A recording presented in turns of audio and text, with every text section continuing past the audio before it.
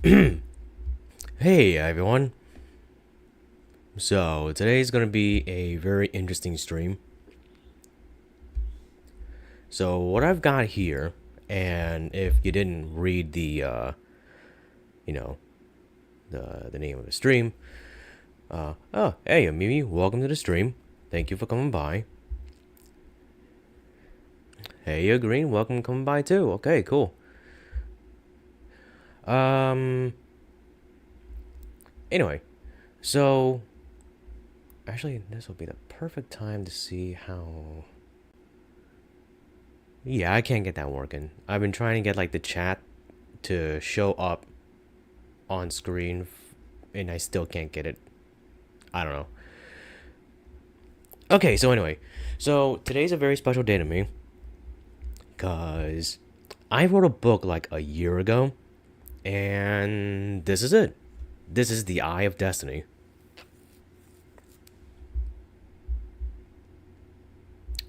Yeah, so today is like the 1 year since I published it, and so I didn't know a good way of getting it on to the stream, so I kind of just have like just the web page kind of zoomed in a bit.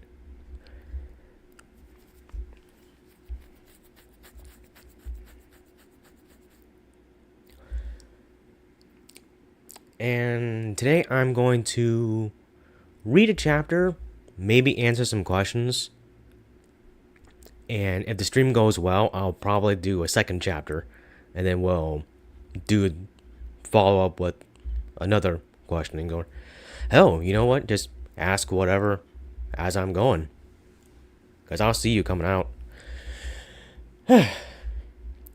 Not on the screen though. For some reason, I can't get that working. I don't know why.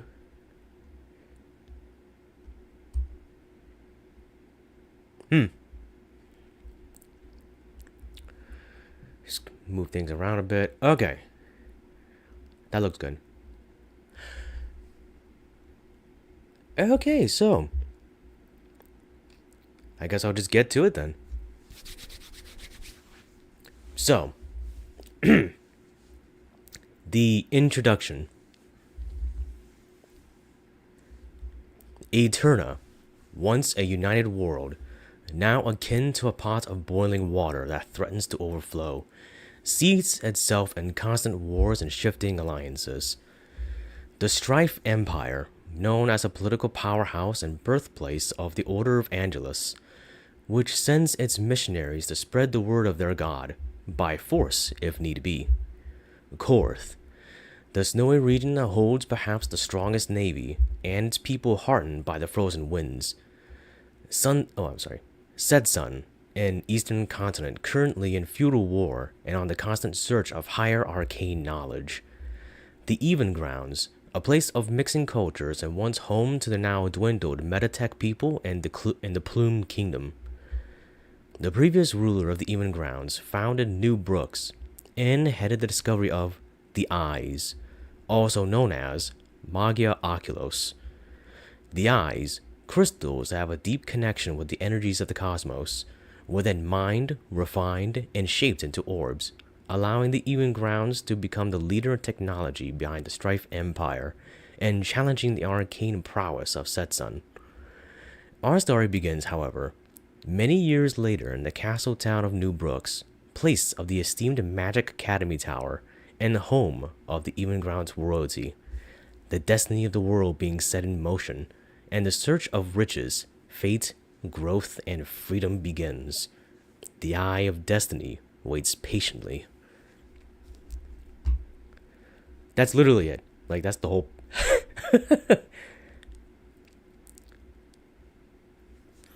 Sippy.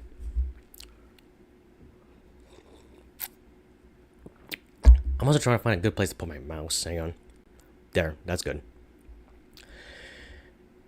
Right. About fucking time you got this book. So, you think you gotten yourself a standard fantasy book? Like those ones with some tart tossing magic weapons at strangers, overcompensating swords, and blokes who love horses a wee bit too much. The narrator says with a bit of snark in his accent, a monotone, downward intonation. The clouds part, and your sight is drawn to a clustered town on a cliff at the edge of the continent. The most notable structure is a large tower, just behind the tall wall that surrounds the castle town. New Brooks. This is where me and my mate grew up. The horrid place this is. Actually, the chap should be legging it right about now. Let me introduce you. Your vision is pulled to a nice-looking building in the part of the town where it is evident that the more wealthier people live. You are then yanked at breakneck speeds, descending closer to one building in particular, not unlike one you would assume to be in a fantasy story like this. You are stopped in front of a window on the second floor. Some crashing and clangs are heard amidst the yelling and hollering. A blond man with a scarf over his face and a bag over his shoulder, full of stolen things of unknown value, bursts through the window. This is my pal, Thomas. We've lived here in New Brooks since we were a couple of little shits. Thomas lands on the ground and rolls to keep up his momentum. The footsteps of the armored guards and their shouting coming from around the corner. He makes a break for it, past the guard dog, sedated by the drugged meat that sat beside it, and pushing through the gate that the lock was broken. He is agile and quick, hopping over randomly placed obstacles and outrunning the hilariously slow guards. A group of 5 guards cut Thomas off. "Halt, thief!" one of them shouts, his bushy mustache being the only reason he could be told apart from the other guards, signifying him to be the captain. Thomas digs into a satchel that was slung over his shoulder. He takes out a small bottle full of oil and with a smooth movement throws it towards the guards. He puts his middle finger and thumb together, cheek, snapping his fingers and casting a spark that flies from his fingers at the bottle shattering and the oil igniting into a burst of flames, the explosion and resulting napalm giving Thomas the opening he needed to make his escape. Waving past the crowded buildings, into the slums, then unlocking the back door of a pawn shop called Crowley's Wonderful Emporium. Through a series of locks, seemingly overkill for anyone who doesn't live in the backwaters of New Brooks, but for Thomas, as normal as a cup of coffee in the morning. Inside, he has met with a familiar feeling of home, an all too familiar tone of the store's owner, ripping off another poor soul. A tall, robed brunette man with round glasses and a big nose stands behind the counter holding a golden ring out to an unsuspecting customer, his friendly expression belying his sly character. "Good God, man, who is that handsome devil?" the narrator asks as he directs your vision to the store owner. "I tell you, that man can sell a horse its own shit. A true contender of the current legal tender. The Coon Tycoon, the real main character. Me." The young-looking man ahead of the counter inspects the ring with a cautious eye. "I don't know. Looks fake to me." Crowley looks appalled. He brings the ring back to get it out of sight. "Oh, you wound me. I wouldn't chance your wonderful future for some coons. I tell you, this ring is a genuine golden band, a tried and true symbol of eternal love. A smart fit bloke like yourself must see the deal of a lifetime before your eyes. Just for you, some small monthly payments, as I know how hard it is to make money in this town." The young-looking man seems split, but ultimately falls for Crowley's compliments and him thinking with the wrong head. "All right, I'll buy the ring." Holy crap. I really hope the neighbors don't come through. Anyway, he hands Crowley a down payment of 400 kun, a lot for a ring of that quality. "You made the right decision. Should be absolutely head over heels for you, and in more ways than one," he says with a suggestive tone, wiggling his pronounced eyebrows. The deal is made. The young-looking man takes the ring excitedly and leaves the shop. Crowley counts the coons and waits till the customer is out of sight before he erupts into laughter. "You plonker. You'd get higher quality from a cereal box," mockingly exclaiming as he puts the coons into his pocket. Thomas pulls down his scarf to reveal his face and to breathe a little better. I got more crap for you to sell, Crowley, he says as he makes the stuff in his bag jingle and clang. Crowley turns and approaches him with his arms open. Thomas, when did you get back? His voice becoming cheery as they embrace. The welcome is short-lived as he takes the bag off Thomas's shoulder. And what have we here? Let's have a gander. His expression like that of a child opening a gift.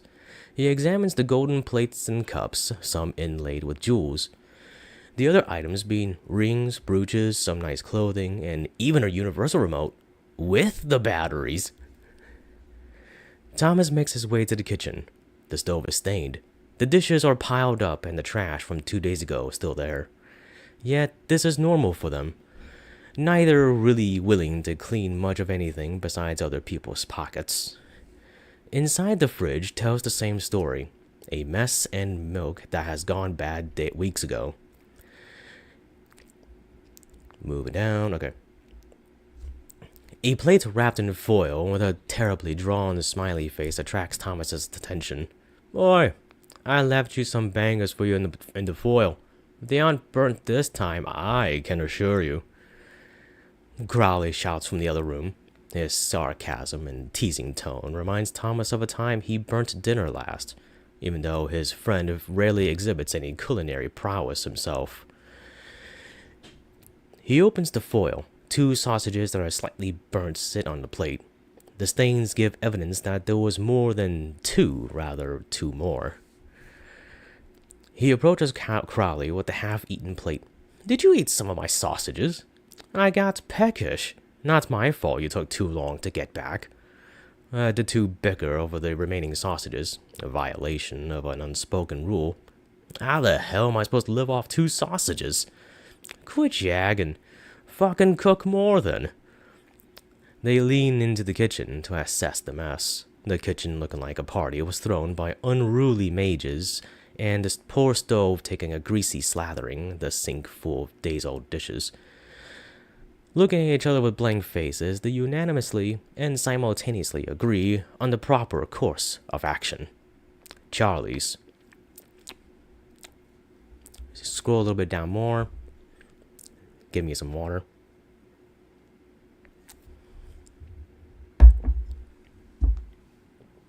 Alright. Where was I? Here. As they wait for the delivery boy, the only delivery boy, on the second floor inside of one of the rooms, Crowley is reprogramming the universal remote Thomas brought in as they await the takeout delivery. He successfully aligns the signals and turns on his favorite MagiTube show, Arcana Gunslingers, an animated show about young girls that fight the villain of the week by means of changing their clothing into themed outfits and elaborate, drawn-out transformation sequences that then proceed to riddle said villain with a ridiculous amount of bullets or, occasionally, a single well-aimed shot that not only kills the villain, but also makes them dramatically explode. But, to his surprise, what came on instead was the premiere for the edgier and less cute reboot, Neo Arcana Gunslingers, with radical redesigns of the main character's cute and bubbly appearances for a more semi-realistic art style. What have they done? He exclaims. His disappointment is immeasurable, and the shock of such a dramatic change shaking the faith and loyalty of his long-term fandom. Thomas comes into the room to see what the commotion is about. What are you yelling about? Did Charlie overcharge again? You know he ain't good at math. No, you wazzick. Look at what they did. The cute and colorful world I came to know and love is ruined, tarnished, and worst of all, cool. The show continues through the intro, a high-tempo melodic tune with loud guitar riffs and a heavy beat alongside images of combat flashing through the bullet-riddled screen. Much to Crowley's dismay, Thomas seemed to be enjoying the show as it went on. Are you liking this irrepressible Tosh? I think it's better this way. How is this better? Everything about this is wrong. Where's the happy girls I would see shopping, laughing, trying on different clothes, fighting monsters, and expressing the true value of friendship? Now they're so grounded. Forget it. If you like it so much, you watch it. Angrily, Crowley sets the universal remote down on the small sofa and goes to open the window to look out. Scrolling down.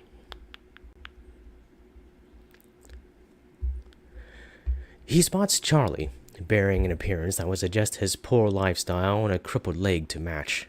His legs surrounded by a supporting contraption, giving him a gait like that of a toy soldier that one knee would have fused itself to the rest of the leg, making it more a log rather than a limb. Oh, hey. Charlie is on his way, cack-handed hand walk and all. Good, maybe a few slices will shut you up. Crowley waves his hand dismissively to brush away Thomas's comment. Then he catches a bright light from beyond the wall of New Brooks. One that might... Wait, let me back up. Yeah, one that makes the night look like day, and a portion of the wall suddenly explodes from an overpowering eruption of magic. The force so great that chunks of the wall are being hurled through the air, becoming projectiles, one of which falls on top of poor Charlie. The town, as broken as it already was, now under siege from a vehement force. The town guard, knights, and esteemed mages from the academy fought hard, but the battle went south fast. Leaving the pawn shop, their home, Thomas and Crowley inspect where Charlie once stood, his leg stuck out from under the stone, and the crippled one having projected itself from the pressure of the crash, having stuck itself into a nearby wall. As Crowley kneeled to give his farewells to New Brooks' singular delivery boy, Charlie's spirit rose from the stone and the clouds divided.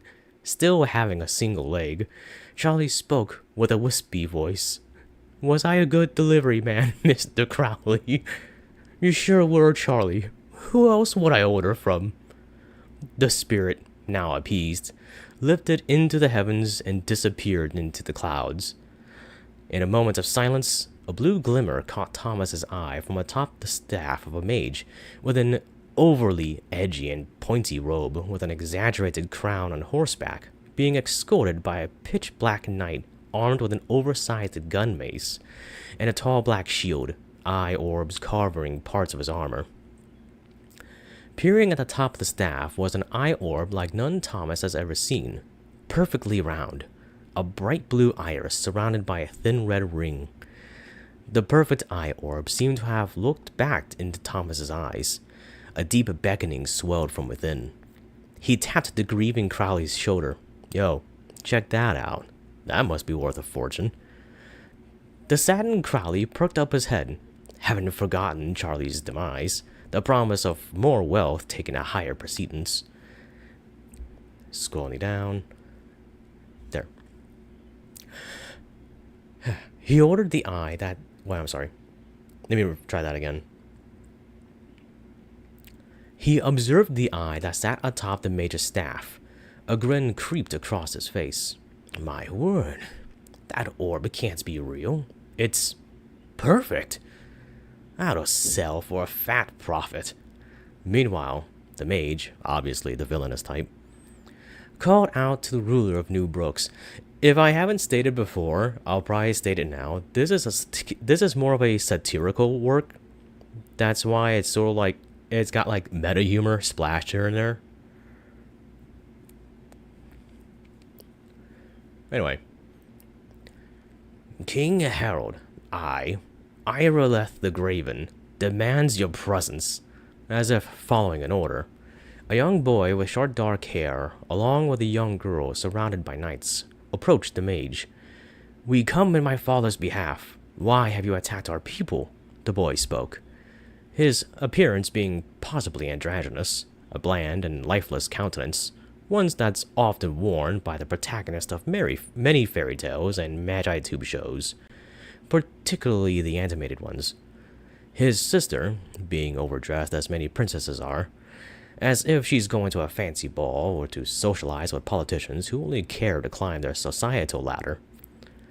She is on her overly decorated phone, not at all interested in the events that surround her. Like, yeah, what he said. Never really looking away from her phone. Ah, Is the king so sickly that he sends children to greet me? Or is he too afraid to face me, his once most trusted mage? Irileth cackles as most villains do. As easily as I can breathe, I could end this place and the royalty in an instant. However, that would be counterintuitive for the future ruler of the world. With a wave of his hand, the menacing knight exudes a thick black fog from every crevice of his dark armor. The fog crawls along the ground, climbing the princess's legs, slowly enveloping her. She gets excited and turns the phone's camera to herself, and takes a picture of her being swallowed by the fog. The Black Knight releases more of the black fog, encompassing himself, the princess, and... Oh, hey, Spade, welcome to the stream. Glad you could make it. What was I? Oh, encompassing himself, the princess, and the cackling sorcerer. The knights and the prince try to slash at the fog as it moves away from them, leaving the town. The cackles of Irileth the Graven are heard along with the excited squeal of the princess. As the prince wallows in self-pity and vows to save his sister aloud, as most protagonists do, Thomas and Crowley watch the drama unfold from behind a piece of rubble. Blimey, the poor defenseless Daisy got herself nicked. The sarcasm oozing out of Crowley's words. Yeah. Anyway, the eye orb that mage had. Thomas's interest was more towards the orbs than to the scene that took place before him. If we can get that orb, we could sell it for millions. I hear ya. Pretentious mages and even the academy going ass over tit to buy something like that. I gotta zoom. No, not zoom. Move down. The realization from being presented with the heist of the ages motivated the friends' collective dream to get filthy rich, taking with them the supplies they need and arming themselves. Thomas with his dagger held on the band of his suspenders, along with his satchel, Crowley with his wits and staff. The two leave New Brooks, and the world opens before them. The journey for the Eye of Destiny, begins. Shit, that was a whole lot shorter than I thought it was going to be. Well, anyways, it is a short book. So yeah, that's chapter 1.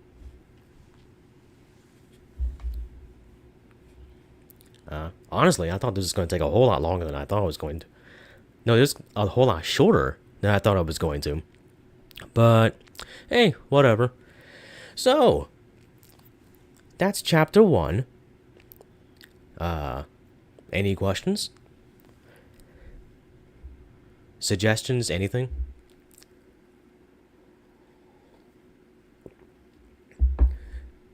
I was going for, like I said, a very satirical outlook, and I guess a bit cynical as well when writing the book. So this sort of humor is present throughout the entire thing. One more chapter. We'll see.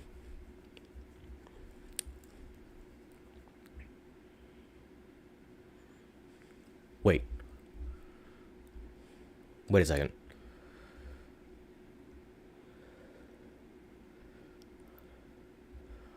Oh, how bizarre. I thought I saw your comment appear on screen. That was weird.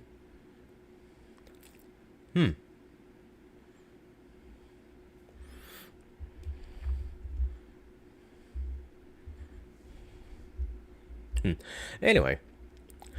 So... okay, well, yeah, I guess I can go for another chapter. And let me reset.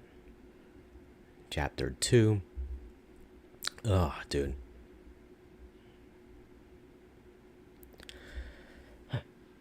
So the pacing of the book is actually quite fast-paced, but it kind of smooths out, like later on.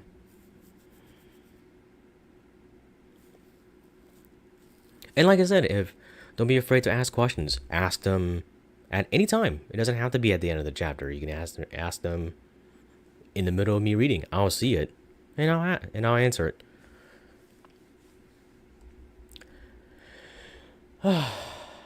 Anyway, so chapter 2. Oh, like this. There we go.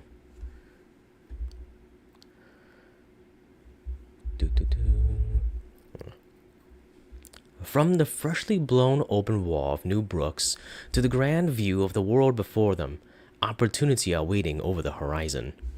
With each step, the image of the eye's perfection etched deeper into their minds, and the dream of riches bolstering each step.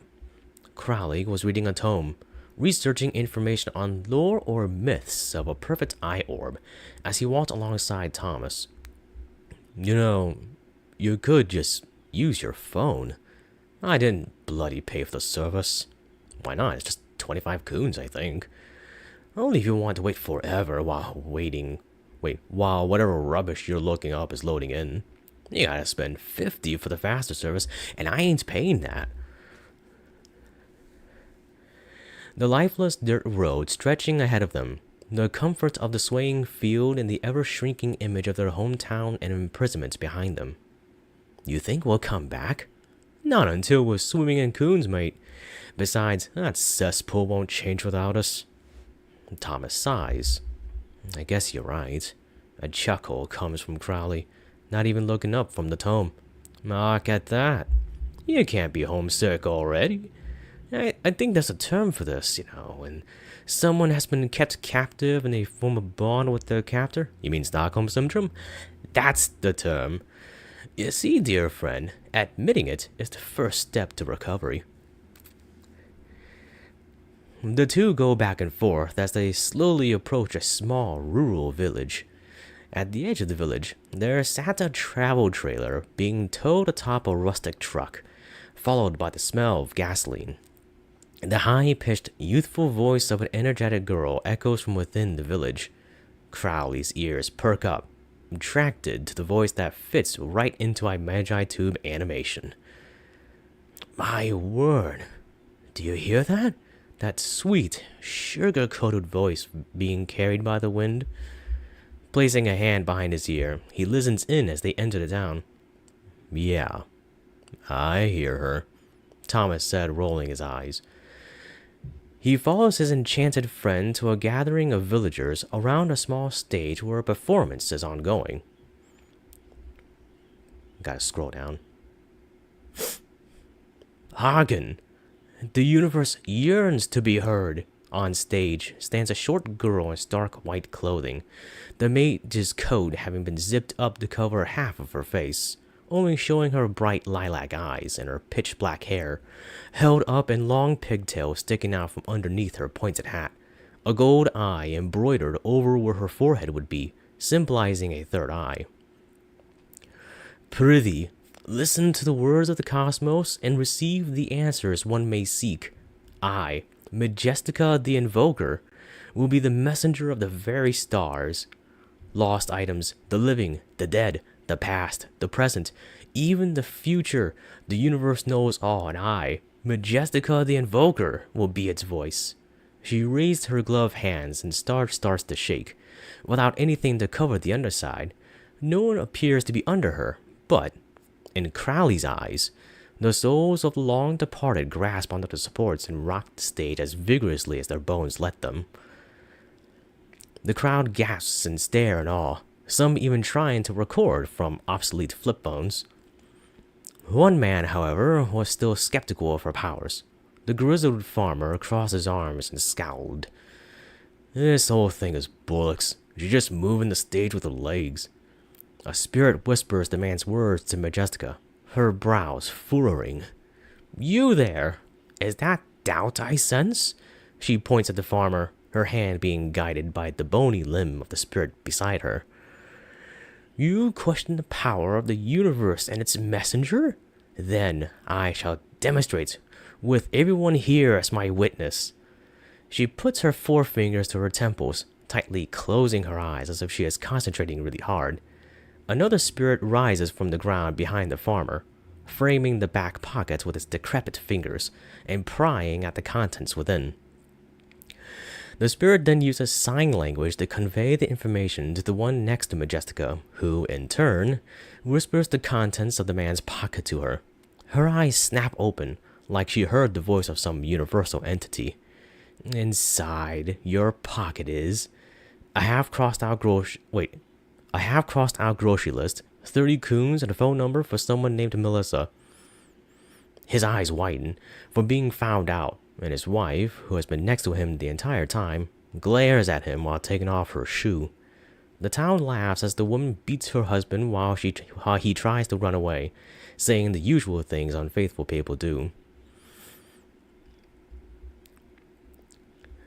You now see the universe is both benevolent and unforgiving. Come and hear the voice of the cosmos. The stage is then swarmed with the fooled villagers, all lining up to receive Majestica's services. Thomas scoffs. Bunch of idiots. We could see right through... Crowley? He then sees his friend in line with the rest of the villagers, although his reasonings are much less noble. Oh, just go ask around town. Maybe someone will know where that mage went. He leaves the gathering nonplussed, focusing his efforts on finding the eye. He begins his investigation in the one place anyone would go for sleuthing, a place where the unfortunate and downtrodden speak of their sadness and regret, where one sings songs of praise of bygone somebodies, where rumors are spread like a virus, and money comes from every part of the village into the pocket or purse of the already wealthy. If you said a pub or tavern, you're dead wrong, the narrator chimed in. What? You think you know it all because you played some D&D campaigns or saw some detective films on television? Come on, think. Where else do people gather and start gossiping about the goings-on in the town?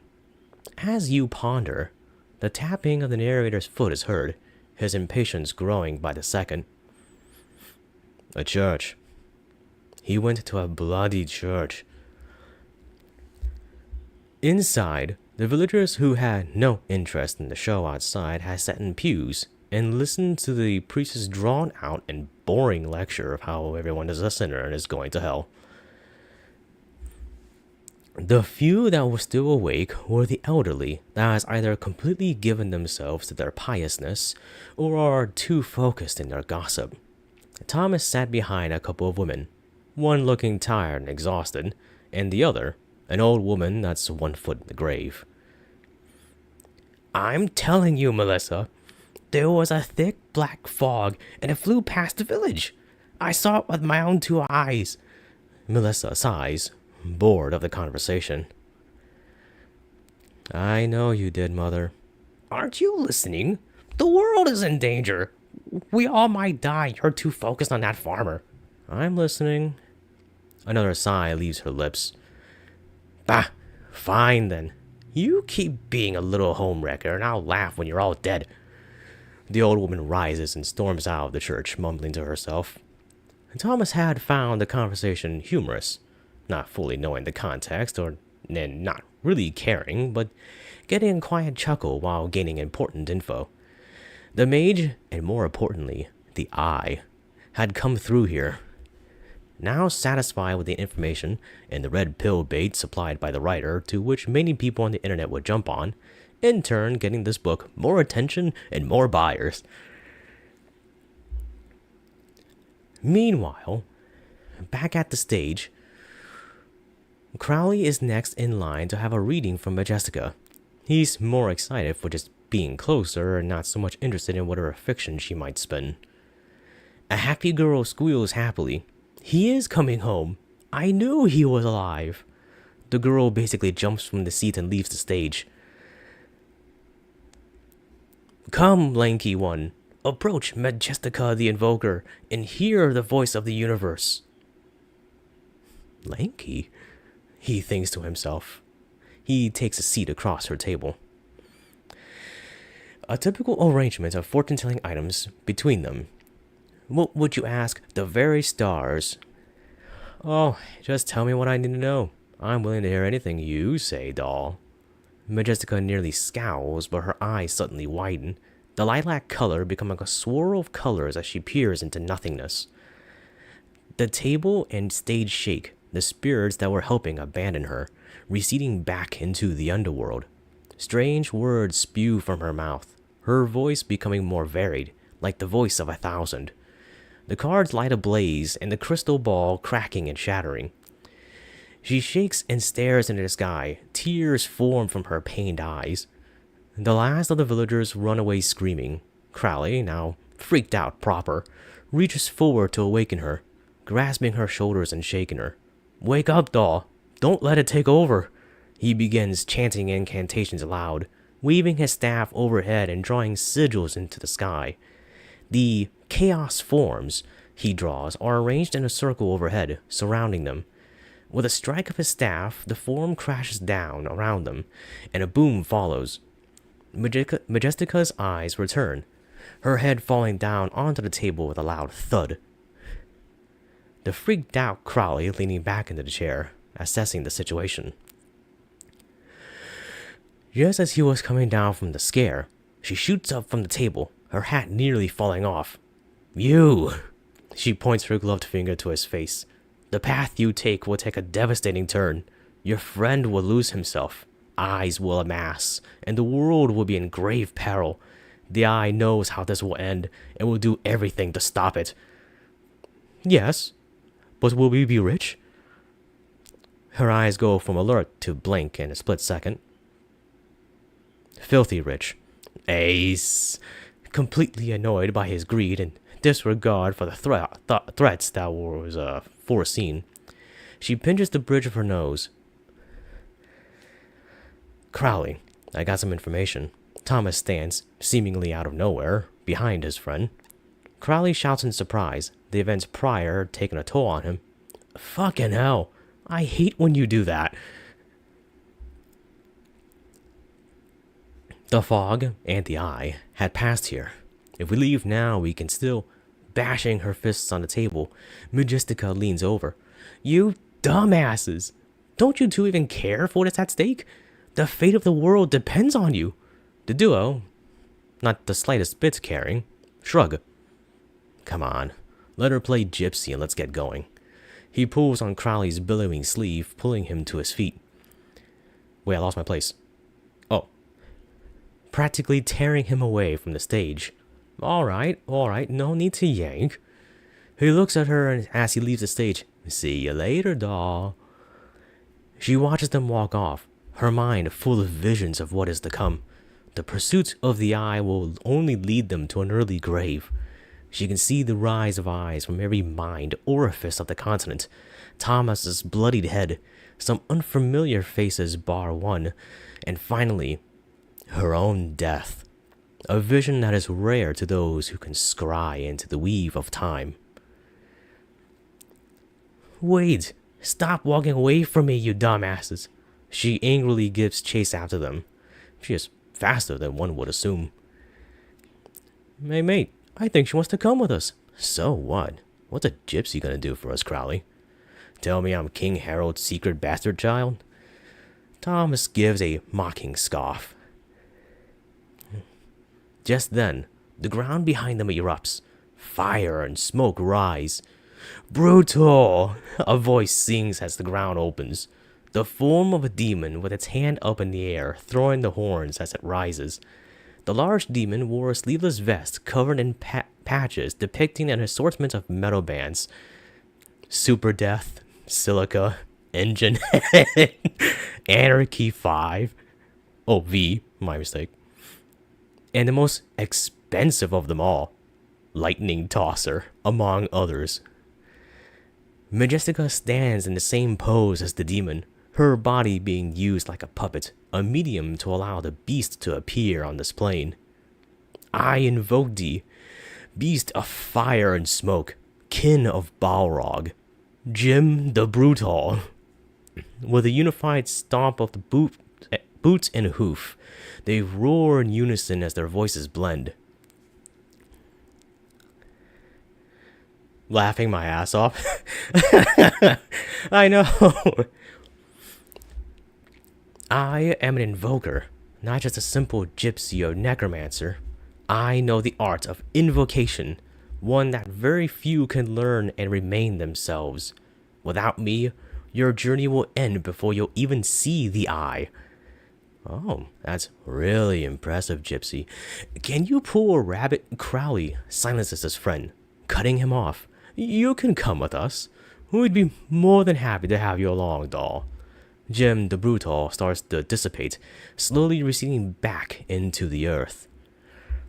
She stands proud and a smugness in her voice. I thought so. Now get in the truck. While one was annoyed and the other all too happy to obey. And now there are three in pursuit of riches, of freedom, of answers, and of the Eye of Destiny. Okay, so that's 2 chapters now.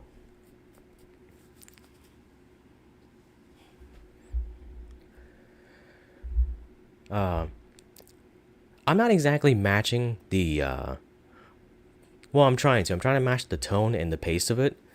But yeah, this is it. 2 chapters of my book.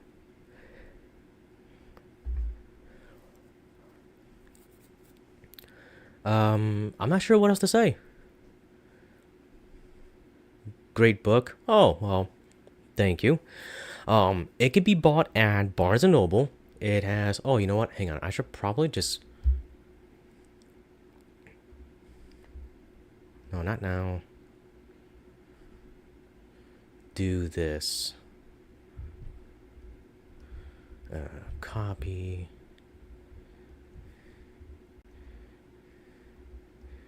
Super great book. Thank you. Thank you.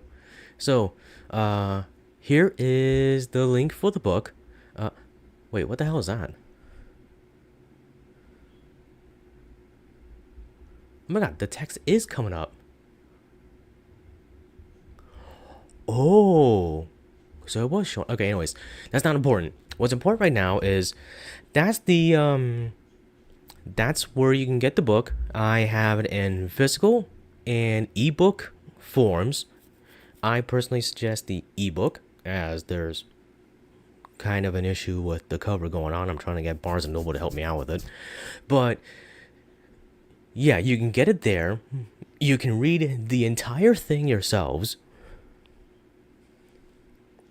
And I know the name at the bottom of the book is mine. I'm that person. I'm the writer. But, you know, for the sake of the streams, just please refer to me as Red.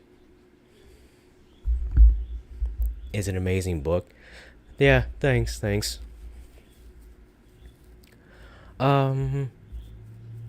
Honestly, I thought the stream was going to be a lot longer than this. But, yeah, there we are. For the 1-year anniversary, that is the introduction and the first 2 chapters of my book, The Eye of Destiny. Like I said, it can be bought in Barnes & Noble. And if you wish to support my work, either here on stream or as a writer, buy a copy. Hell, buy a dozen copies. Hand them out to your friends. Hell, if you have a congregation, fucking buy the entire, I don't know, buy a whole goddamn box. Spread it out to everyone. It's a little red book of heresy. They'll love it.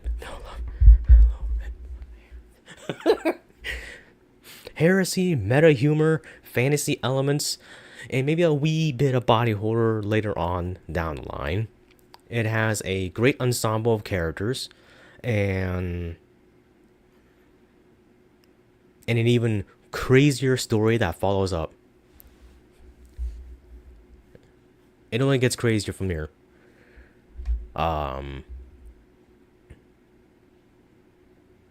Yeah. Yeah, so that's it. Any questions?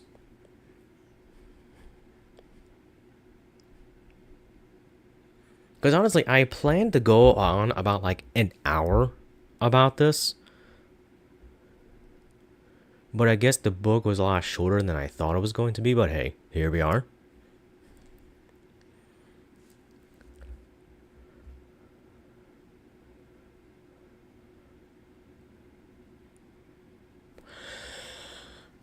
Oh well. So anyways, thanks for coming by and being here for the 1 year anniversary of the book. I hope everyone enjoyed what was read. I ever thought one day of plushies? Well, you know what? If, say, somebody wants to make an awesome movie or a series or a game out of my book, then yeah, you know what? Marketable plushies of all my lovable main characters per one monster later on. Hell, maybe the eye. You can get yourself a cute little marketable plushie of the horrid thing that is the eye itself. You can just have like this fucking big ball just stare back at you. But yeah, totally, I have thought of merchandise. It's just that it's a climbing kind of thing.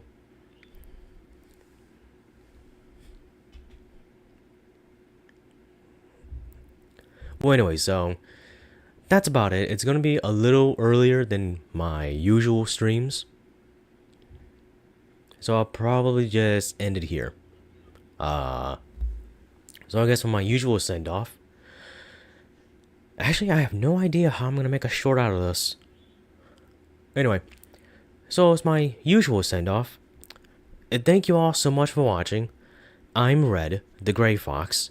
I stream here on YouTube from Monday to Friday, 8 p.m. EST or 0100 UTC. That's Universal Time if you don't know.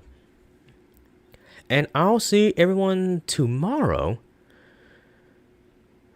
And tomorrow's stream is probably gonna be Onimusha again, since I am trying to crack through all of the games.